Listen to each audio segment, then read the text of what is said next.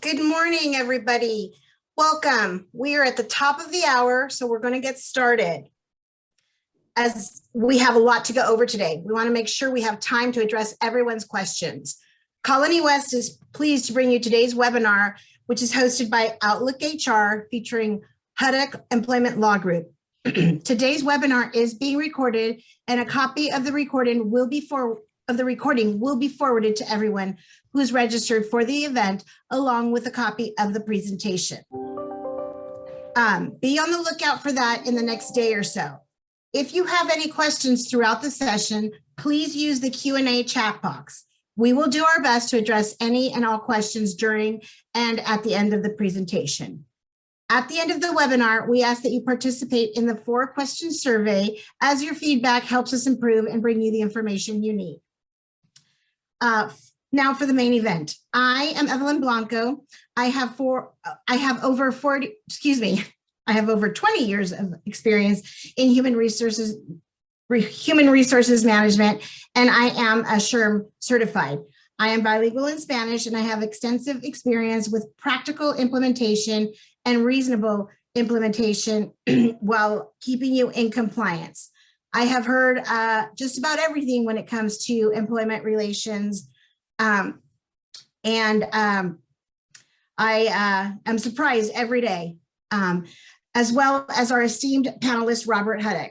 Robert has over a 20-year law career with 15 years specifically representing employers in employment law matters. Robert also provides employers with employment law education and solutions to protect themselves from claims and navigating workplace challenges. So here we go.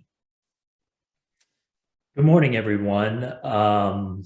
Pleased to have you here today. We're going to spend our time today talking about statutes that went into effect as of January 1st, 2022. And we're also going to spend a little bit of time talking about some of the cases that were decided in 2021 that are not legally technical. These are the aim here today is to provide you with some practical knowledge and guidance that you can use in your day-to-day operation of your business. Also, one of the ways we're going to do this is we're going to, when there's a subject of a statute, for example, that went into effect on January 1st, 2022, I think it'll be very useful to go into some of the more general rules or the underlying rules that relate to the subject of that statute. Let me put that into context with the first subject, and that is personnel records retention requirements. The statute that went into effect on January 1st, 2022 is Senate Bill 807. And that is a change to the Fair Employment and Housing Act records retention requirement. And remember that the FEHA deals with the discrimination, harassment, and retaliation. Up until January 1st, 2022, the records retention requirement under the FEHA was 2 years. It has now gone up to 4 years. What kind of records is the FEHA talking about? Well, they're talking about, and I'm just going to read right from the FEHA, and that is all applications, and here's one we're going to talk about: personnel records, membership or employment referral records and files. That's what the FEHA says. And the reason it's gone from 2 to 4 years is because, as some of you may recall, the statute of limitations for FEHA claims used to work like this. You would have 1 year from the date of the wrongful conduct, a lot of times that's the termination, to file an administrative complaint with the DFEH, because any FEHA plaintiff has a duty to exhaust administrative remedies first. And that's what's happening when they file a complaint with the DFEH. So you had 1 year to do that. And then you had 1 year from the date that you get what's called a right to sue letter from the DFEH to bring a claim in civil court. 2019, everything changed. In 2019, they changed that period within which to bring an administrative complaint to 3 years. And so then you have the employee now has 3 years to file the administrative complaint. The one on the other end is still the same. It's 1 year from the date that the DFEH issues a right to sue letter. So basically what the legislature did was to modify the retention requirement to match up with the statute of limitations. So we talked already about the types of records, or the definition of the types of records that the FEHI uses. And then, so let's talk about personnel records. I think it's a common misconception, at least that's in my experience from talking with employers all the time, that there is some standard or legal definition of what a personnel file is. Well, I can tell you that there's no legal definition of what a personnel file is or personnel records are. I think what happens is a conception of what is personnel records gets discussed in the field, and then these conventions develop about what a personnel record is, or people have opinions, and it gets transmuted into a understanding that that's what it is. There is no legal definition. However, there are organizations that give guidance as to what should be included as a personnel record. And the reason this is important, not only for the FEHA, but this is also important for labor code records requests, and I'm going to get to that in just a moment, in a few minutes. So, what are personnel records? Going back to specifically to the FEHA, what are the questions that arise? What are personnel records? Okay, the records retention is 4 years. 4 years from what? 4 years from when? So let's talk about that. With respect to one organization that you could look to for any kind of definition or parameters of what a personnel records or what personnel records should include is, everybody calls it SHRM, but it's Society for Human Resources Management. And how they define it is they have it in 3 categories. They have pre-employment documents, employment documentation, and separation from employment documents. So just a little bit of examples in each. Pre-employment documents are job descriptions, applications, offer letters, documents that you exchange at the time of hire, and so forth. Employment documentation, these are things like job performance, promotions, compensation, performance appraisals, employee discipline, written agreements, those types of things. And then as far as separation from employment documents, you have things like, when you have your administrative documents for separation of employment, like, you may use a notice to employee of change in employment relationships. So forms are used sometimes.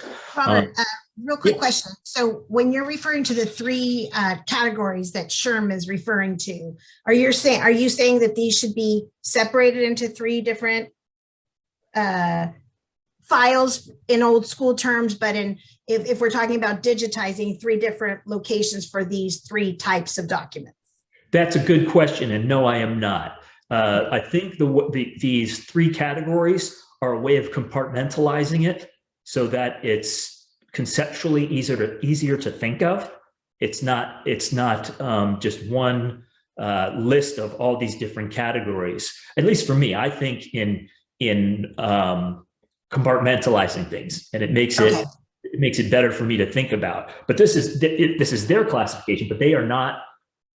As far as I know, SHRM doesn't advise that you keep it in 3 categories. And I can say from a lawyer's perspective that there's nothing in the law that talks about, and look, there's no definition of personnel records, so Right. certainly there's not going to be anything in the law about the categories. Right. So, yeah, good question though. Okay. Now, another organization that weighs in on quote unquote personal records is actually the Department of Industrial Relations, i.e. the DLSE, i.e. the Labor Commissioner. And they do that because there is a provision within the Labor Code that deals with an employee's right to view or receive copies of quote unquote certain personnel records. And this is going to be important because it's something that I see coming up more and more in these records requests under this Labor Code section. So I'm going to ask you another question that I get all the time. Yeah. Sorry to interrupt you, but this is how, so I get, do I as an employee have the right to see every single document in my file? And the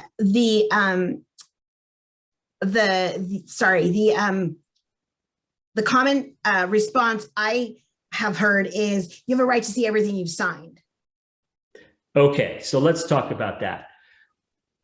Let's talk about a situation where an employee goes out and they get an attorney or they go see an attorney about a potential employment related claim. Mm-hmm. That attorney will issue a records request under 3 Labor Code statutes. And the reason it's under Labor Code statutes is because these Labor Code statutes are the only way, or the only law that establishes the right of an employee to see his or her, and I'll just say it right now, employment records, but we're going to talk about specifics, prior to there being litigation. Once it's in litigation, then you have discovery. Then you can get, you can ask for mostly everything. But it's when the employee goes in to see the attorney will issue a letter. They'll basically send a letter to an employer saying, hey, I represent so-and-so. So-and-so wants to see copies of the records. And the 3 Labor Code sections that authorize pre-litigation viewing of records are Labor Code 226, and I'm going to talk to you about these, 226, 432, and 1198.5. Labor Code 226 is about wage statements. Labor Code 432 is about documents the employee signed. Labor Code 1198.5, and here's the thing that is misstated and misconceived daily, and that is, it talks about personnel records, but it qualifies it. It says personnel records regarding grievances against the employee or job performance. So you can tell that those limitations, with those limitations, you don't have to produce copies of all these different things in each of the 3 categories that we discussed. You can if you want, but you're not required to under 1198.5. And one of the reasons, I'll say that one of the reasons 1198.5 is misconceived is you even have the DLSE misstating what is required for producing personnel records. And going back to the attorney letter records request, what you'll see, and I see this all the time, and pretty much standard now, you'll have an attorney write a letter saying, we want to see these records under these Labor Code sections. And they'll say, under 1198.5, we have a right to see all personnel records. And they'll go and they'll give this super exhaustive list of everything you can think of that would potentially be arguably within a personnel file. And it's dead wrong. And the thing is, you also have the Labor Commissioner saying, oh yeah, you have a right to see your personnel records.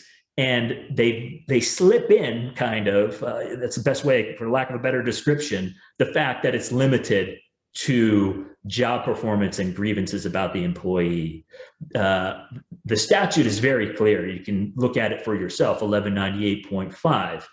It says personnel records regarding job performance and grievances about the employee.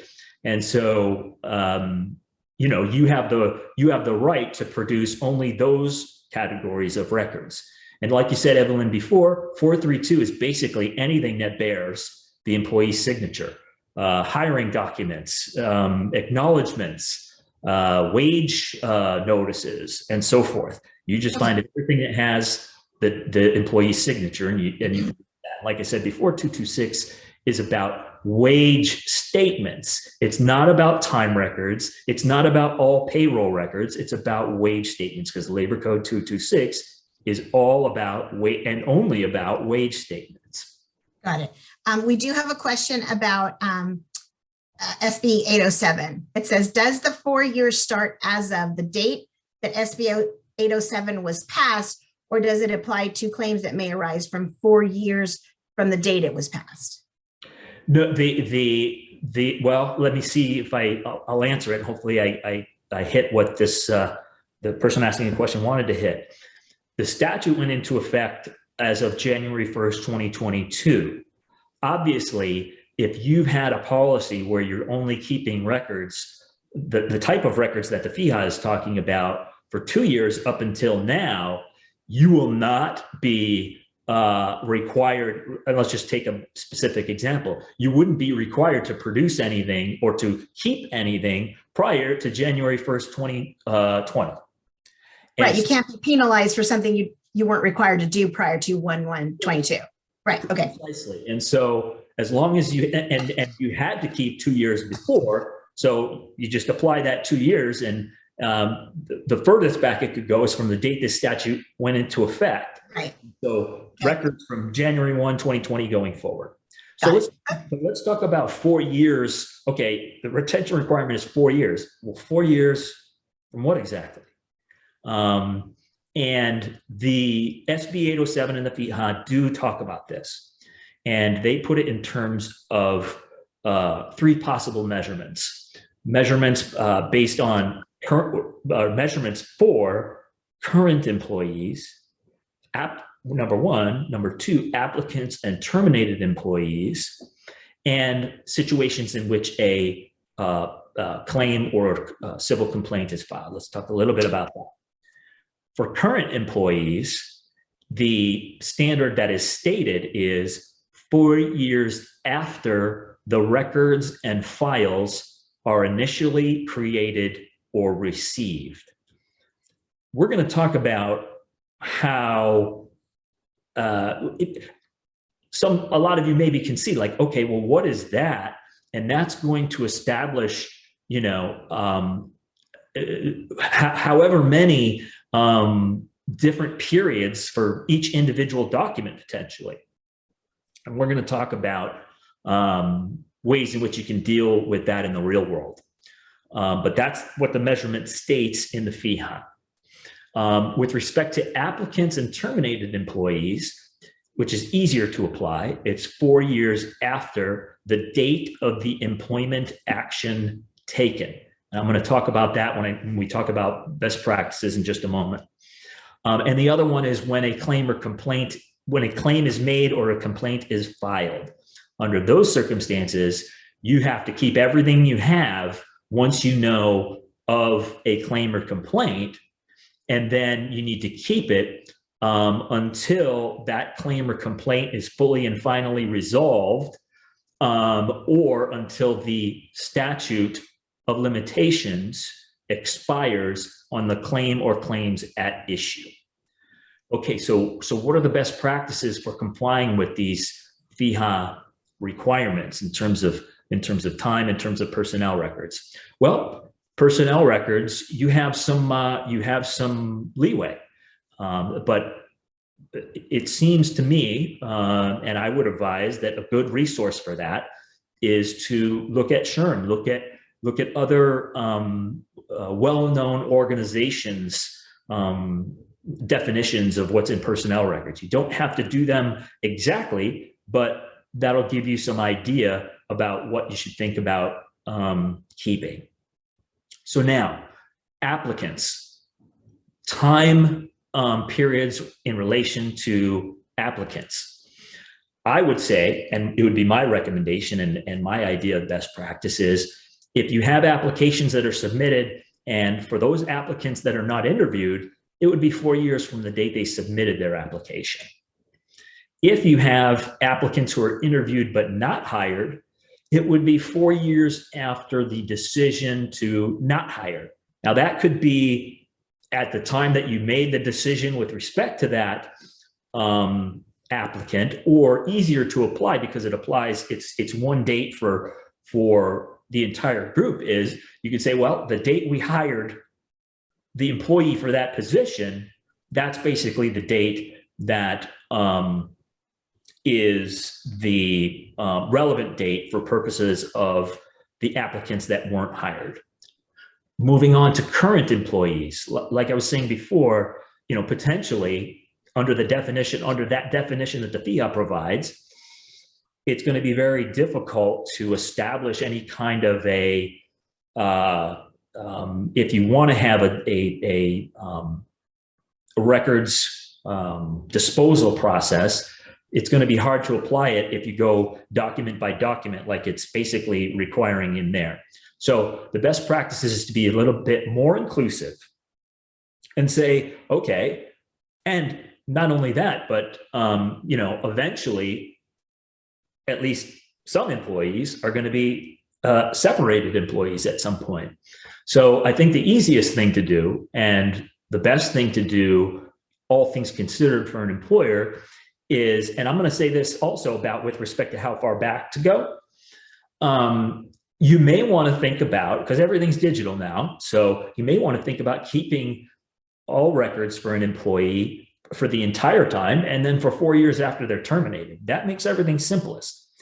And what you can do with respect to any, let's say you get a records request, or there's a records request within some discovery in a lawsuit. Well, it's at that time you can legitimately apply these time periods. So what I mean is, let's say you get one of these records requests from an attorney in a letter. Well, you can apply at that point. Okay, I only need to produce what I need to keep. So this is arguably so. So you can go back 4 years or whatever the applicable time frame is. And I guess like I say, the advantages of that are that it's simpler.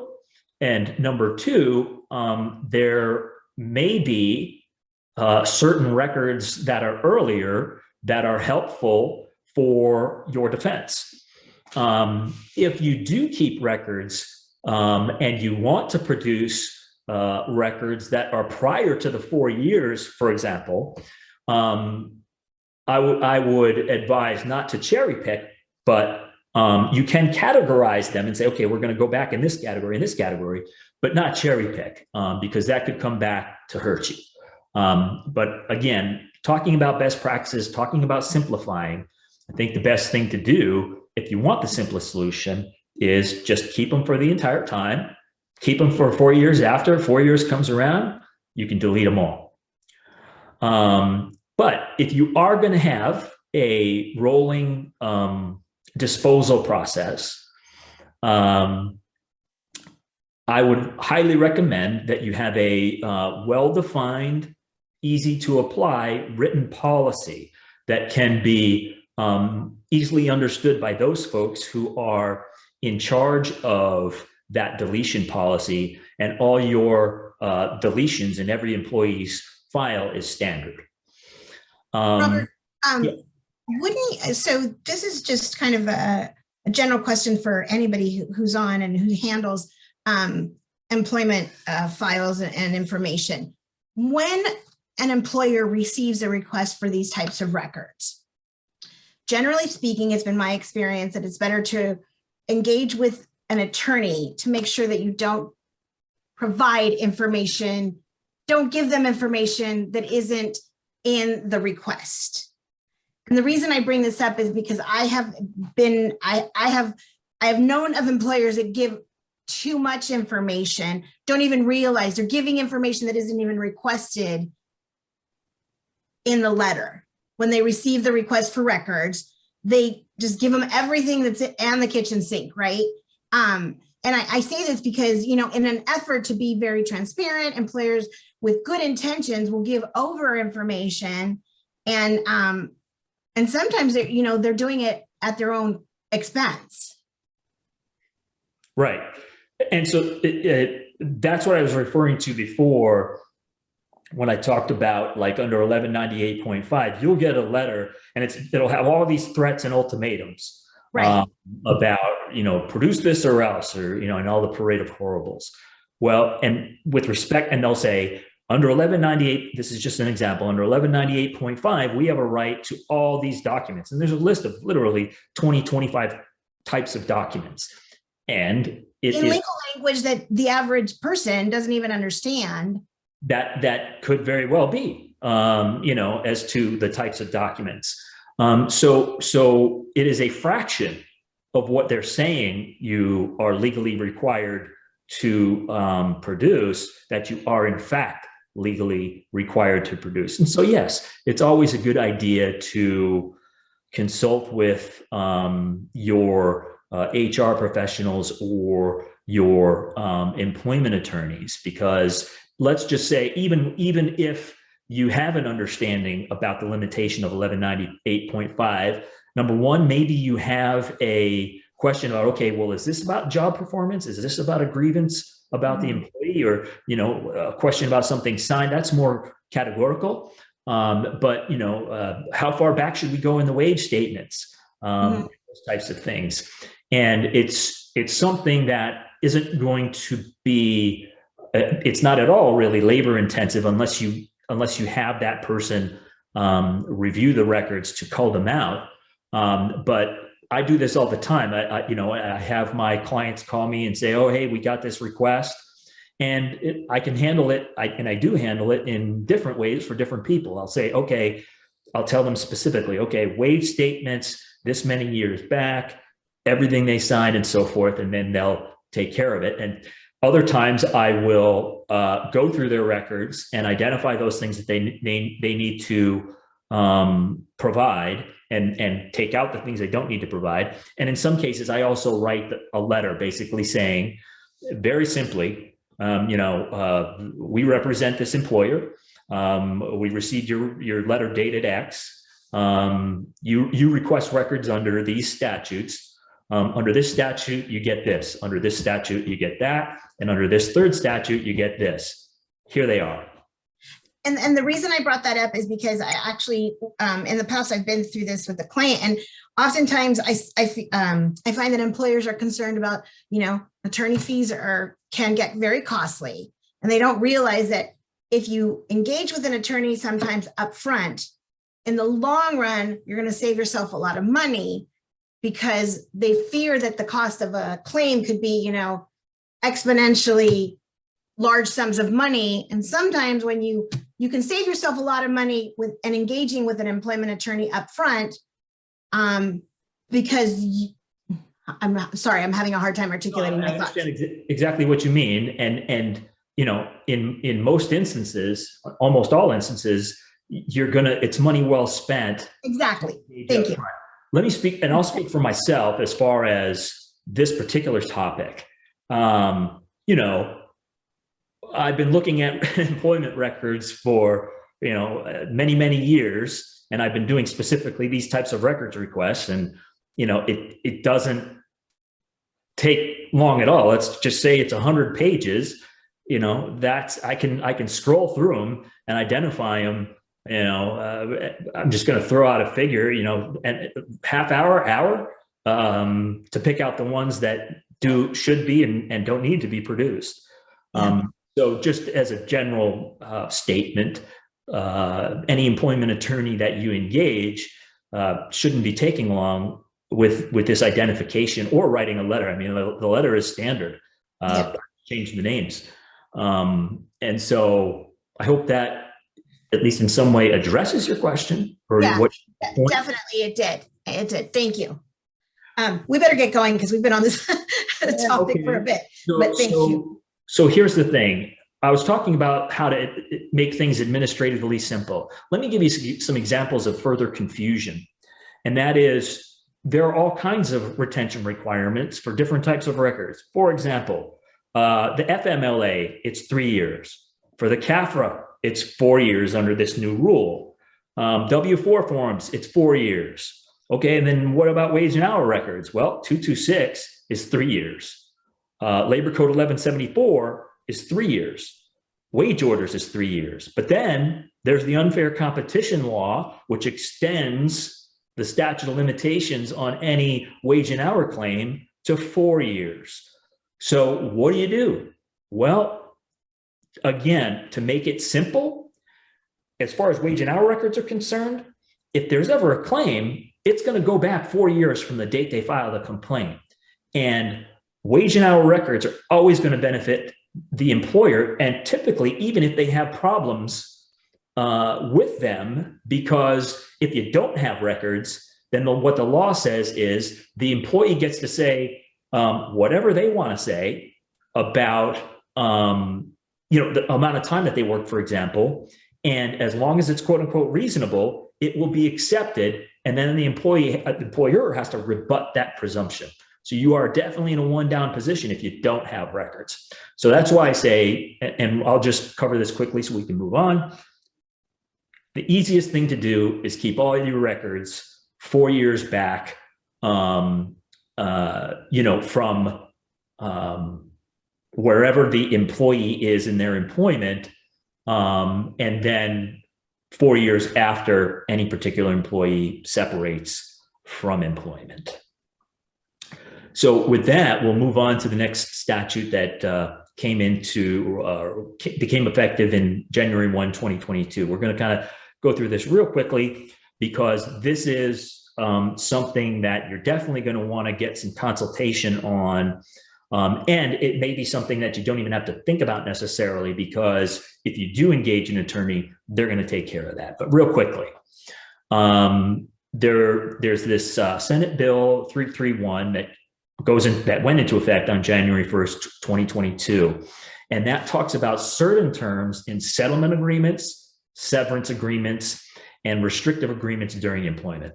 Settlement agreements are for settling a case after that employee is terminated. Severance agreements is for at the end of employment, and then there's during. That's a way to think about it. So the things that, what SB 331 talks about is primarily things that an employee is allowed to say or not say after they've entered into the agreement. Terms in the agreement that limit what they can say and what they can't say about their employment. So for settlement agreements, there's already been law in effect that basically says precluded are terms in a settlement agreement that prevent an employee from giving any information about sexual harassment. Well, now it's expanded to all forms of harassment, discrimination, and retaliation. As far as severance agreement, one thing I want to address here is a common misconception that I always hear about is there's an idea out there that there's some standard formula or some legal requirement as to what amount of severance pay you have to get, that there's some kind of requirement as to the amount of severance pay or how you calculate it or anything like that. There's no requirement with respect to severance pay. There may be a contractual requirement if there's an employment agreement where severance pay is promised under certain conditions, but there's no legal requirement. And when you put it into a contract, you get to, it's a matter of negotiation as to what the amount of that severance is going to be.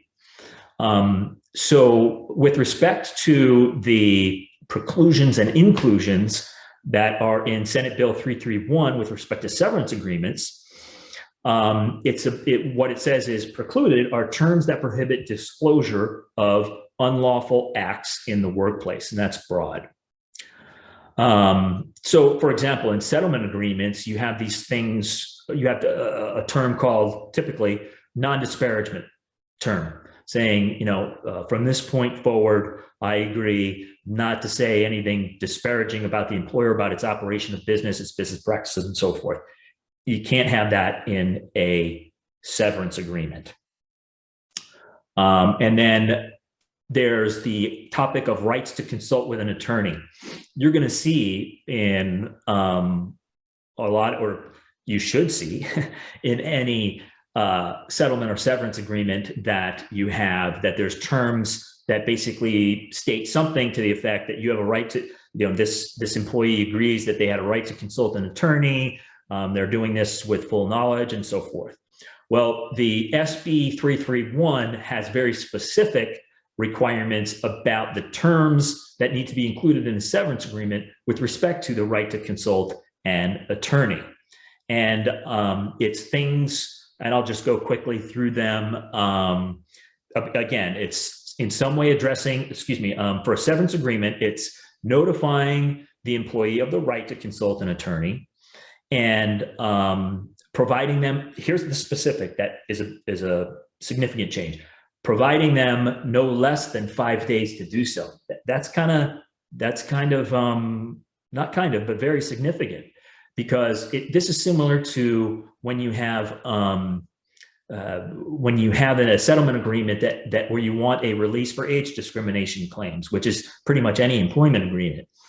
And with that, there's a group of terms that are required by the law that are a period of a right to revoke. Now, let me be clear here. In the age discrimination claims, there's a period of consideration and a right to revoke. The period of consideration, this is age discrimination releases now. It's 21 days to consider, 5 days right to revoke. That's significant because it's basically saying up to 21 days to consider. That does not preclude an employee from signing the agreement at the time that it's offered, because they were given the opportunity to consider it for 21 days. They're choosing not to. It's different with respect to a right to revoke. The right to revoke is 5 days. Now, you could release the money before the right to revoke is over, but that obviously would be a big mistake. It's not 5 days, it's 7 days. And so what you do is you wait until the 8th day after it's signed to release the severance or settlement amount. So here with severance agreements generally, and this is not necessarily with age discrimination, it is a 5-day consideration period. So you don't have to, it's not a situation where they sign it and then you have to wait. It's a situation where they have to be advised of the right to up to 5 days to consider. And so it specifically says, this Senate bill specifically says, employee may sign before the end of the expiration period, as long as the decision is knowing intentional, it's not induced by fraud or threat, or the employer does not provide different terms to employees who sign such an agreement before expiration as to those who don't. So then let's move right on to certain agreements during employment. And this is something that I see come up a lot generally with respect to during employment agreements. So for example, I'll hear of employers that say, well, no, they don't have an overtime claim because I had them sign a document saying that, they're not owed any overtime. It's not a valid agreement. It's just not. There's a principle that attorneys talk about and judges and whomever. Basically, the principle is generally stated as you can't contract around the law. So if the law, which it does, establishes a right to overtime and you didn't pay overtime, in fact, didn't pay overtime, then you owe them that overtime. The fact that they signed an agreement saying you don't owe me overtime you can't have that contract around the fact that you didn't pay them overtime. I wanted to mention that briefly because that's something I see fairly frequently. With respect to Senate Bill 331, it talks about, like I said, restrictive agreements during employment. And what SB 331 says is an employer cannot require an employee in exchange for a raise or bonus or as a condition of employment or continued employment to, number one, execute a statement that the individual does not possess any claim or injury against the employer, and includes the release of a right to pursue a civil action. Or number two, sign a non-disparagement agreement or other document that denies the employee the right to disclose information about unlawful acts in the workplace. So let's get to the practical. As I mentioned at the beginning of this topic, because it's legally complex, it's highly advisable for you to consult with your attorney whenever there is a settlement agreement, severance agreement, or you're thinking about some agreement during employment that's not your standard acknowledgement agreement or things as to day-to-day administrative employment actions. But what you can do is if there's ever a situation where there is this subject of settlement or severance comes up and somehow you have to or you want to try to identify whether the situation invokes some of these things that are in, for example, SB 331 or some of the other things that I mentioned, a rule of thumb is just think about whenever you see non-disclosure or non-disparagement, that's a red flag. Whenever you see a right to consult an attorney or you have a settlement agreement, there needs to be a right to consult an attorney. It needs to be addressed in some way. That's number two. And number three, like I said, if ever there's some employment agreement or an agreement with an employee during employment that is not standard day-to-day administrative, then consult your attorney, consult your HR professional. So we're going to move on to the next law that went into effect in January 1st, 2022. This one's very simple. This relates to family leave, family and medical leave, or in California, Family Rights Act. So the change there is that always has been the case that, well, let me back up. As you know, family and medical leave can be either an employee's serious health condition or time to care for certain defined individuals' serious health conditions. The definition of who are qualifying individuals for which care of their serious health condition can trigger leave has always included parents. What Assembly Bill 1033 does is it includes in the definition of parents-in-law. So it's a simple enough change. You got to keep that in mind going forward. Also, with respect to best practice, under those situations, or whether you have people request that specifically or not, it's a good idea to revise your policies regarding leave and any documents you have regarding leave where it mentions the definition of qualifying family members to list parents-in-law, because I could give you some convoluted examples of how that could come back to hurt you if you didn't have it, but that's beyond the scope of what we're talking about here. The general point is it would benefit you as the employer to make simple additions to your policies and your leave documents to include parents-in-law in whatever reference you have to the qualifying individuals. And then again, keep in mind that as you know, before last year, employers under 50 employees didn't even have to think about this kind of thing. Well, since January 1, 2021, it's been, the threshold is now 5 employees. So pretty much, 95%, let's say, of employers in California are now subject to CAFA requirements and providing leave, and all the different administrative requirements and processes that you need to follow. Now, again, another one very quickly is workplace postings, but it is appropriate at this time because of all the remote employment that's happening. And this is these workplace postings. These are the things that you have, in your break room or whatever that has, 10, 15, 20 different things, 20 different subjects of things that you need to post and what an employee's rights are and so forth.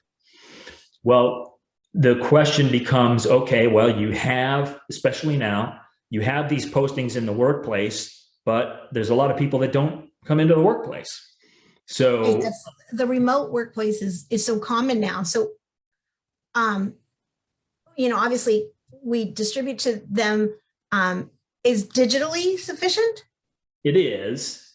The Senate bill is very interesting because what it says exactly is when an employer is required to physically post information, an employer may also distribute that information to employees by email with the document or documents attached, the postings. And then it says, but email distribution pursuant to this section shall not alter the employer's obligation to physically display the required posting. So you got to do both for people who are, at least for people who are, you got to do both, and you have to do it by email for those folks who don't come into the workplace. So yeah, go ahead. Sorry, is there a requirement for acknowledgement of signature acknowledgement for the digital? Is there a signature acknowledgement? You can have a signature acknowledgement for absolutely anything that you do. The only limitation is a practical one, as far as administrative cost and burden and a rule of reason, I suppose. No, I understand that you can, but I'm asking you, is it required? No, there's no required acknowledgement. Basically, it's, and if you use email, you're going to have the proof, yeah. And you're going to have, specific emails to where you sent it, right, and things like that. So at the end of the day, it's a good idea to have your postings in the workplace for those people who are there, and simply have those postings in a form that you can electronically deliver them and deliver them to everybody also. Then you don't have, there's no burden of having to identify, well, who's in the office, who's not, well, this person in a few days. Just do it for everybody. Yeah. But that's my point. And before is, even if you email distribute it to everybody, you still have to post it. Right. Okay. Got it. Thank you. Statutes, more about statutes. Quick one. We have the infamous AB5, the ABC test for deciding employee versus independent contractor. We had it codified into law a while ago. And then ever since it was codified, you've had these piecemeal, you've had people, various industries lobbying to be included as an exception to having to use the ABC test under Assembly Bill 5. And so each year, more industries and categories are added to the exceptions. With respect to exceptions, it's very important to remember that it's not that you don't have to apply any test, and you can just classify people as independent contractors at will. It's simply that you're accepted from applying the ABC test, and you instead have to apply what's called the Borello test. What I'll say generally is the Borello test is always going to be easier to meet, and that's why an exception is kind of coveted, because the main reason that is because the B in the ABC test is you cannot have someone be an independent contractor if that worker is doing work in the area that the employer is in the business of doing. And I don't know statistics on this, but a large percentage of people or workers who have been providing work as independent contractors do provide that work or are doing work exactly in the area that that employer is in the business of doing. And that is not necessarily so under the Borello test. You can show that, for example, you can show that that worker holds him or herself out as being in business for him or herself. You can talk about the right to control, and there's not necessarily ABC is definite. You got to do A, you got to do B, you got to do C. Whereas Borello, it's a balancing. If you're strong over here on this group of 5 factors, but not so strong over here, you can still qualify. So it's an easier test to meet.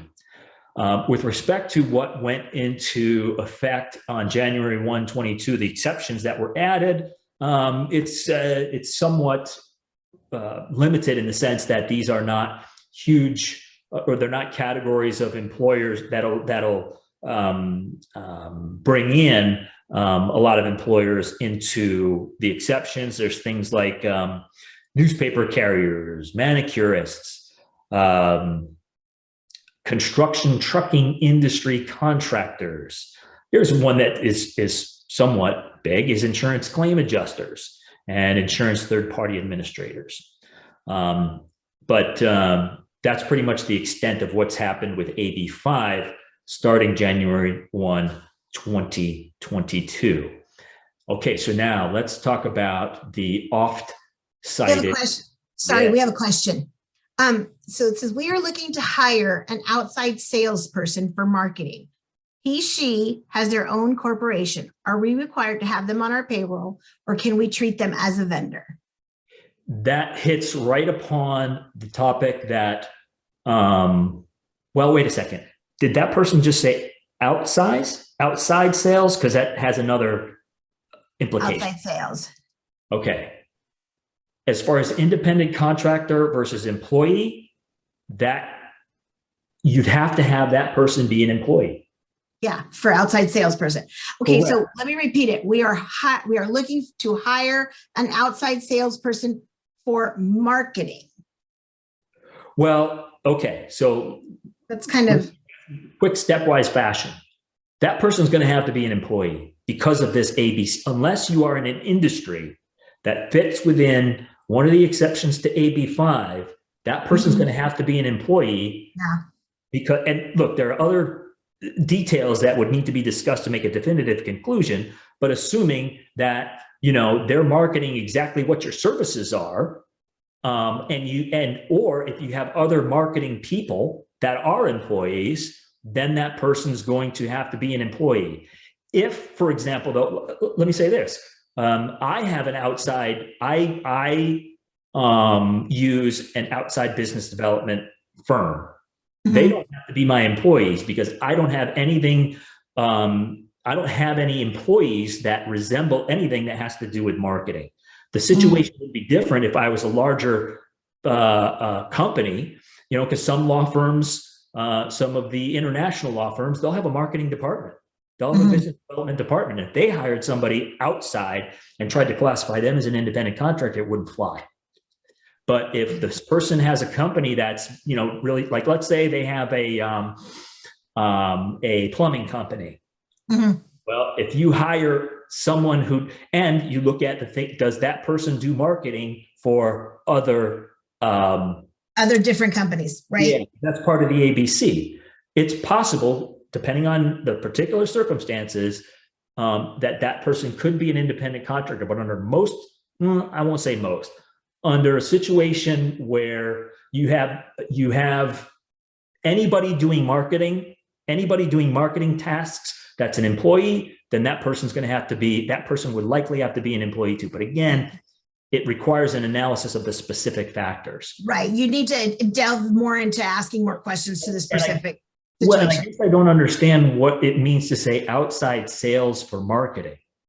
That's confused me a bit as well. Either outside sales or it's marketing. And if you have outside sales, and that's going to be a situation where you have to have that person as an employee. However, the significance of outside sales when you have an employee is, depending on how much time that person spends out of the office, you could have them as being exempt versus non-exempt. Okay. All right. Thank you, Robert. Okay.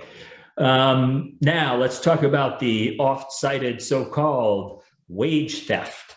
You will hear plaintiffs' attorneys or employee advocates, unions, things like that, talk about wage theft, stealing wages.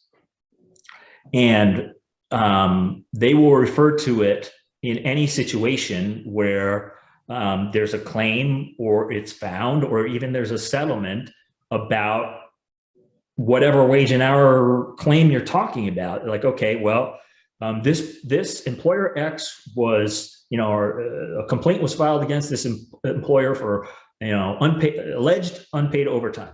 They stole their wages. The reason I'm saying this is because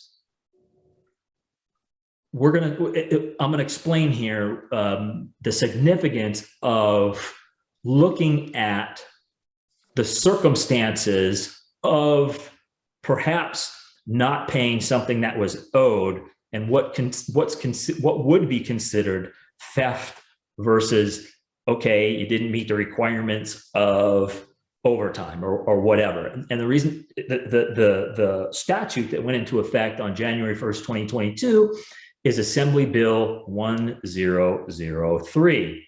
And what it says is that, quote unquote, wage theft is now criminally punishable.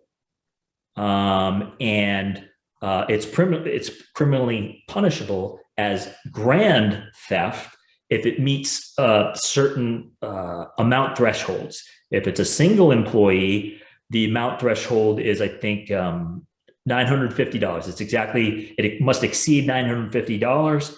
And for multiple employees, it must exceed $2,350. It's kind of irrelevant because pretty much any claim is going to exceed that. But here's the thing. And this is where I want to talk a little bit about the, were you going to say something? No. Okay. This is where I want to talk a little bit about some of the underlying, or some of the laws that existing laws that even make criminalizing wage theft possible, if you will. So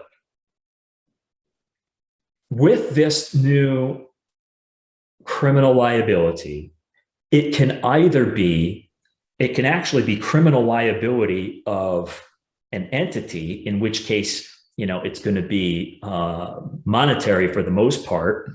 And, but it can also be an individual. And the reason that you can get to potential criminal liability of an individual is because there is law that establishes that an individual can be liable civilly for unpaid wages. And before, I want to say at the beginning,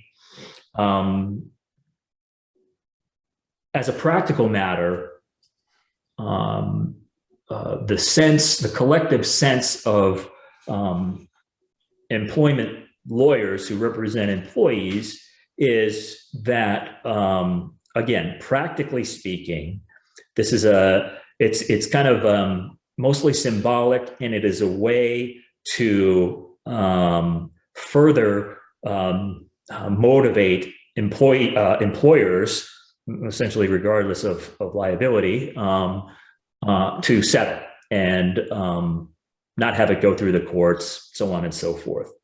But you definitely still need to be aware of it. And I'm going to talk to you about, okay, so when can an individual be held liable for civilly liable for wages, and when does potential criminal liability apply?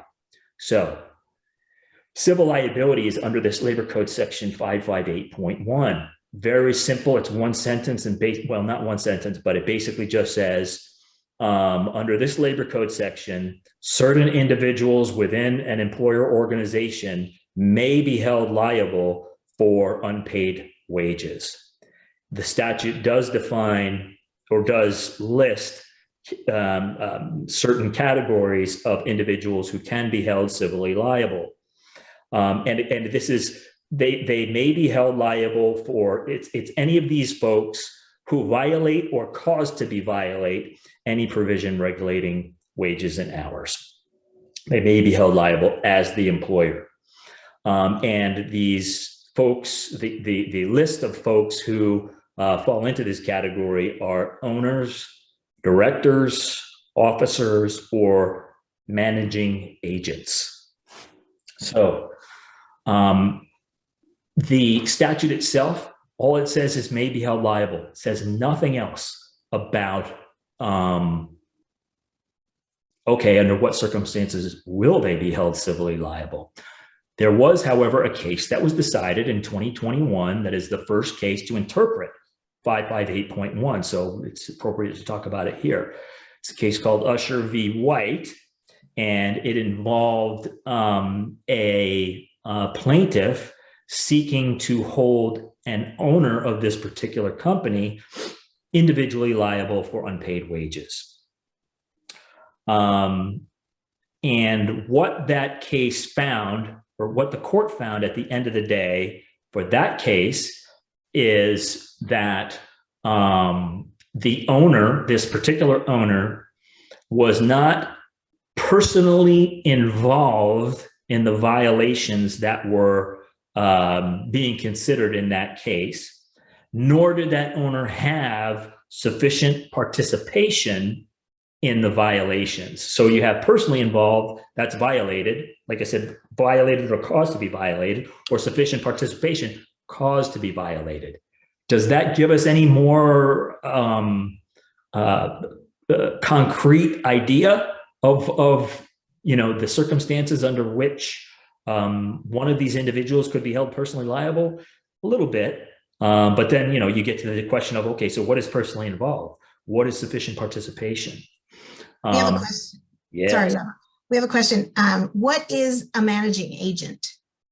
That is the one. So you have that list of categories of people who could be held individually liable, and the other ones are fairly distinct. And then you have managing agent. What the statute says is managing agent is given the same definition, and I won't be able to cite it off the top of my head, but it says managing agent will be defined, or will be the same as the definition under some other statutory act. And if you look at that statute, it really doesn't give any further definition of managing agent. So we're left to our own interpretation of what a managing agent might be. And the best we can say right now is that person is a not necessarily a supervisor that just has it's a supervisor within a department where there's several supervisors, but someone who has control over an entire department, if you will.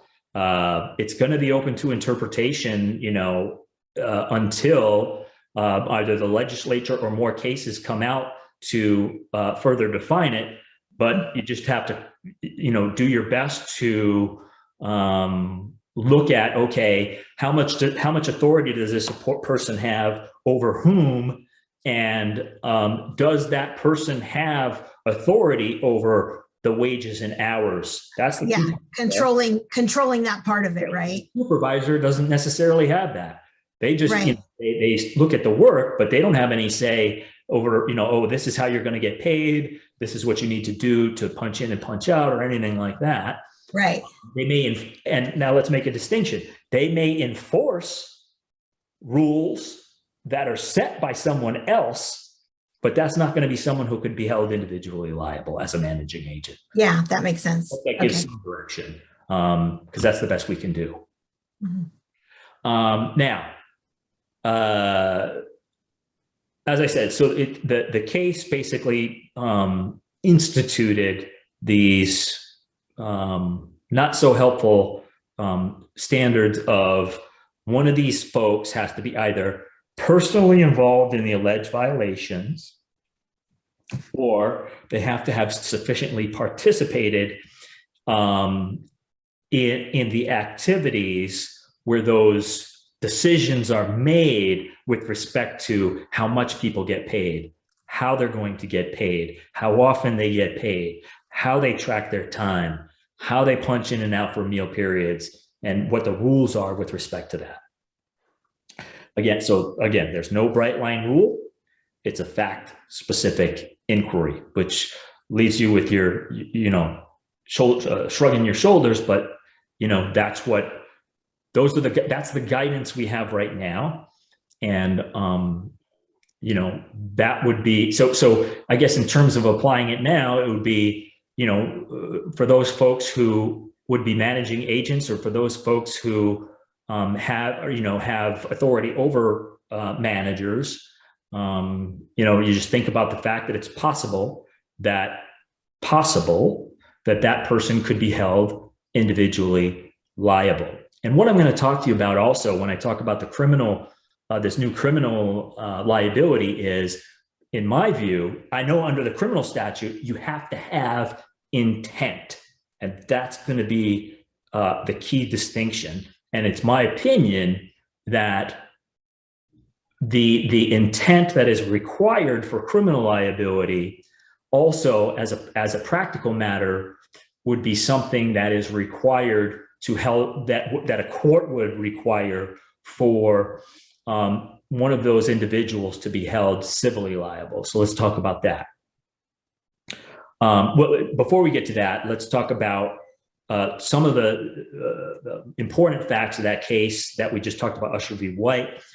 So in that case, there was undisputed evidence that showed the owner did not participate in the company decision at issue, and that owner's involvement in the operation and management was extremely limited. So they actually got summary judgment on that issue. That's an easy resolution. So let's talk about when the line is not so clear. Wage theft, grand theft, criminal liability. Here's what the Assembly bill says. What constitutes criminal grand theft? So it says theft of wages. The employer intentionally withheld wages that it knew was due to the employee. We talked before about the threshold, the $950 and $2350. And then the other thing important to know about this particular new criminal liability is that for purposes of criminal liability, and again, it's crazy, it's not common sense, but that has never limited the California legislature. Independent contractors for purposes of criminal liability are considered employees for purposes of this new law. So let's talk about intent. Intent is explicitly required for criminal liability. As I mentioned before, there is in my opinion, a very strong argument, especially now that we have this criminal statute which explicitly requires intent. And see, look, I don't want to get too legally technical, but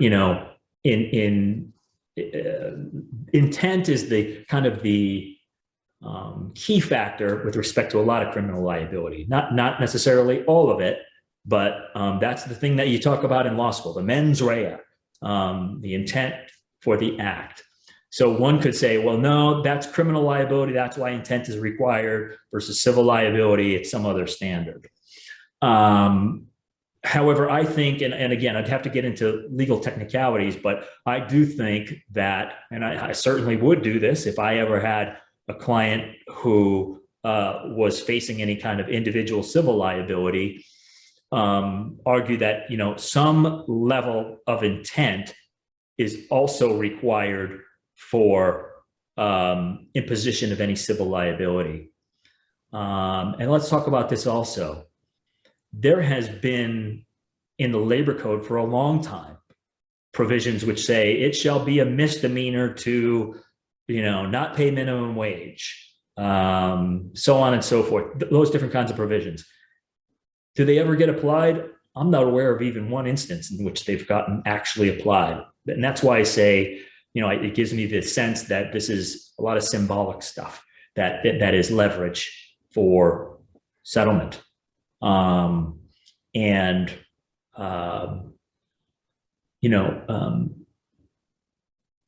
I don't think that necessarily these new things are necessarily going to be any more often applied. So it's not the end of the world, but it's something you need to know about. Oh, and then the other thing I wanted to say was, and it's going to have to be, whether it's intent or not, and whether it's talked about as intent or not, I think that in any case where someone gets held individually liable, it's going to have to be egregious. It's going to have to be somebody that was purposeful, they knew what they had to do, but they said, you know what, I don't want to pay taxes or whatever, so I am consciously classifying this person as an independent contractor specifically so I don't have to pay taxes and I don't have to pay whatever to the independent contractor.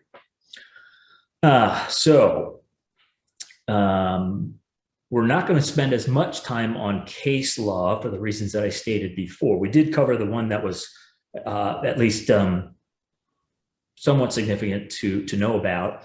But as far as the case law, a lot of it has to do with technical or it requires technical legal applications in specific situations. But what I am going to cover is some of the topics that were discussed in case law decided in 2021 and give you some information that I hope is practically useful as to that subject. First example, wage and hour case. It had to do with meal period recording and rebutting the presumption of meal period violations.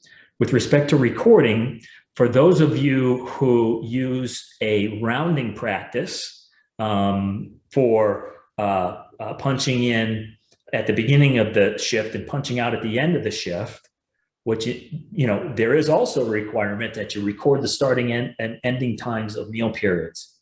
Well, you can use rounding using a proper rounding procedure for the beginning and ending of shifts, but you cannot use rounding for the start and end times of meal periods. They have to be exactly the minute that they punched out and punched back in from a meal period.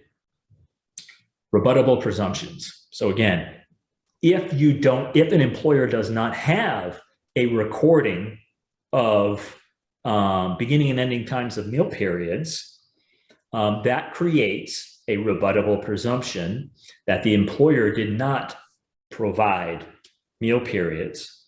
That doesn't mean, some plaintiffs' attorneys will say, oh, well, that means you didn't give meal periods and it's over. No, that's not what the law says. The law says there's a rebuttable presumption. So you can offer evidence to show that despite the fact that there's no written records showing meal periods, there's all this other evidence. So for example, how would you do that? If you had, for example, I have all my clients use a certain attestation or certification, that, I was during this pay, that they execute at the end of each pay period, saying during this pay period, anytime I worked over 5 hours, I was given 30 minutes uninterrupted time and so on and so forth. And you can offer that as evidence to rebut any presumption. You can offer evidence of other employees who had meal periods. You can offer that other testimony of other employees who saw the employee in question take meal periods. And there's a number of different things that you can offer. But the point is, you can rebut the presumption, but why put yourself in that situation? Why not have recordings of actual in and out times? And where this really comes into particular importance is when you have people working remotely, or you otherwise have people, it's really no longer a good idea to have people writing in on a handwritten timesheet, lunch periods, because what ends up happening is they'll write down every single day, 1 to 1:30, 1 to 1:30, 1 to 1:30, and looked at as, and they'll make the argument, trust me, they'll make the argument that they told me I had to write in every day, 1 to 1:30, but they didn't give me anything. He just told me I had to do it, but I had to work. Sorry, Robert, just a heads up, we're at 10:15. So, okay.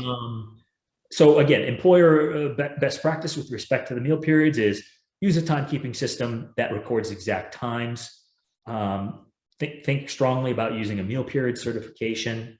And also, when you have a time clock keeping it, and you have employees who have a problem remembering to punch out and punch in, remember that them not punching out is only going to hurt you, the employer, in the end. So if you have a person, you may want to do progressive discipline with respect to that. First time they forget to punch, it's a verbal warning. Second time, written warning. Third time they're out. In the real world, that may not be possible, but the point is, them not punching is going to be your problem when they make a claim. And if I can interject here, I know a lot of employers are resistant with discipline here, but it is absolutely a part of their job. It is a performance issue. It is not following procedure and policy, and it absolutely is an opportunity to use a disciplinary option at that time. We have a question here. Would you recommend to do a weekly employee sign off that they have taken all their meal periods in addition to punching in and out? I say yes. Absolutely. You want to get as much evidence as you possibly can, because even if you have the recordings, someone's gonna come in and they're gonna say, yeah, I punched it, but they told me to punch out, and then I worked, and then they told me to punch back in, and so this is definitely one of those cases where I say more is more, which I rarely say that, but this is absolutely one of those. More is more. And because look, it's gonna benefit you, potentially it benefits you in the sense that, okay, let's say you get that records request that we were talking about back at the beginning of the program, and you produce records that have not only the punches, but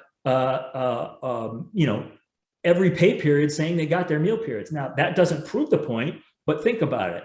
The plaintiff's attorney is a business person. They're going to look at that and say, is this a good use of time when there's all this evidence? You know what? I'm not going to space. Exactly. Okay. Some of the other subjects, regular rate. You have to, when someone is not provided with a meal period, you have to pay a meal period premium. 9.7 times out of 10, it's just going to be their hourly rate. But keep in mind that if you give any kind of non-discretionary pay in addition to a regular rate at any time, you need to look into the calculation that non-discretionary pay has to be considered for purposes of calculating what you need to pay as that meal period premium pay for 1 hour. Then we also talked about, there was a case about calculating regular rate when you have, for overtime purposes, when you have an employee who's paid 2 different hourly rates, one for this type of work, another one for another type of work. There are these 2 methods that can be used. One's called the rate in effect method. The other one is called the weighted average method. You can look those up on, for example, the Labor Commissioner's website, but either one is fine for purposes of calculating overtime rate in that situation. Now, some other things. Let's go to let's do an update on the there is the statute that the legislature sought to enact that would effectively ban mandatory arbitration agreements in California. There's no really new update. It's still being considered by the courts, and so here it is. okay, yeah. So it's still a wait and see. And yeah, I'm just skipping around here to do some of the most important ones since we're getting towards the end of the time. As far as PAGA is concerned, I guess a little piece of good news. There is a categorical defense, and it's called unmanageability, and that's going to most often apply when you have a case of misclassification. To say any more would require some legally technical talk. So what I'll limit it to is that, at least there's a little piece of good news for employers, potential good news for employers who face PAGA claims if it's a misclassification case. Do we want to wrap this up really quick? Do we have questions? Not right now. We don't have any questions. Really quickly, we wanted to briefly talk about COVID. As everybody knows, COVID is ever evolving and changing. So we're just going to speak about it very quickly. Regarding vaccine policies, if you have a vaccine policy, please make sure that, first of all, if you're going to have a vaccine policy, be sure to adhere to it. If you develop a vaccine policy, speak either to your HR professional and or your employment attorney, and make sure that if you're, I cannot emphasize this enough, and Robert, let me know if you have anything to add, make sure you follow it. If you're not going to have, if you're going to have a vaccine policy and you're not going to follow it, then just don't have one at all. As far as COVID testing, that is something that you have to decide as an employer if you're going to do it. And again, this is something that in employment law, and just as far as your employees, what you do for one, you do for all is kind of a safe statement. As far as PPE and distancing requirements, just be as fair and as conscientious as you can for all of your employees. Reporting requirements, it still stands that if you have 3 or more COVID workplace, it's still considered an outbreak if you have 3 or more COVID positive employees. You do need to report it to the Department of Health. And unfortunately, like I mentioned earlier, we're intentionally not speaking too much about this because it's just changing so much every day, and almost it seems like for us every moment it changes and it's evolving. And so, but you are free to give either one of us a call, and we will answer any questions that you may have. Robert, is there anything else you wanted to add? Yeah, we have a few minutes. I have some case law that came out that's discrete, and they're little snippets that I can present really quickly. Sounds good. We've got 7 minutes. All right. So one of them is a case confirmed what has always been the law, but it very specifically did it in a case that an employer cannot recover losses due to an employee's mistakes or bad performance. So, if a employee makes a mistake in counting the cash register or whatever that mistake might be, you can't say to the employee, well, we're gonna withhold wages, and such. Good thing with respect to cases regarding family and medical leave, you either have, sometimes it's interference for not giving them leave, and sometimes it's retaliation when they take leave and then there's an adverse employment action. Mm-hmm. But in this case, what they said was an employee, there's no CAFRA interference or retaliation claim if the employee can't show he or she requested and was denied leave. And so that's a defense that will help in those situations. We do have a question. Yes. Is there a COVID pay requirement this year? Currently in LA County, the COVID sick leave still stands. It's the 80 hours for that were originally a part of the FFCRA. And again, that's LA County. Keep in mind that that's only paid once. So since April, I think it was April 1st of 2020, you only pay it once. So if you paid it once since April 1st of 2020, you only pay it once to that employee to present. I know that it is currently being considered by Governor Newsom to make it a California, to make it supplemental sick leave again for COVID. I don't believe it's passed as of yet, but I'm not sure. Again, because it changes moment to moment, it could have passed. Oh, Angela, somebody is saying that it may have already passed. I have not heard that it was passed. So if it's passed between now and when we send out the recording and the PowerPoint, I will include that in the notification to everybody. Have you heard if it's passed, Robert? No, I don't have any information with it. Yeah, okay. So I don't know of that having passed just yet.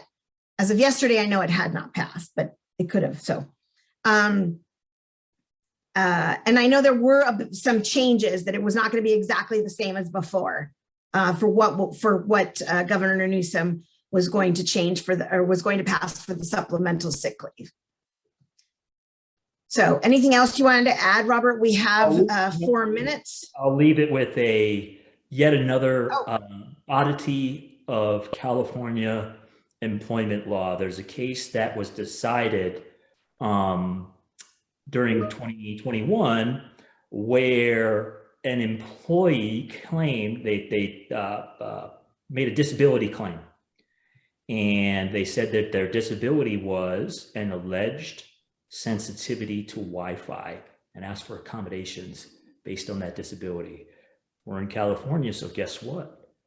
If you've got an employee who claims a sensitivity to Wi-Fi, you have to talk to them about that disability. Okay, well, thanks, Robert. Okay, at this time, we are going to start to wrap it up and remind you that we will be sending a copy of today's presentation. Want to thank everybody for participating and for your time. We know you're all very busy and we do appreciate your participation. If you have additional questions, we do encourage you to give us a call or an email. Again, thanks so much. You guys have a wonderful rest of the day, and we look forward to working with each of you. And multiple people said that it did pass, so thanks so much, and we'll send all of that information out to you with the presentation and the recording of today's webinar. Have a great rest of the day, everybody. Thank you, everyone. Thank you.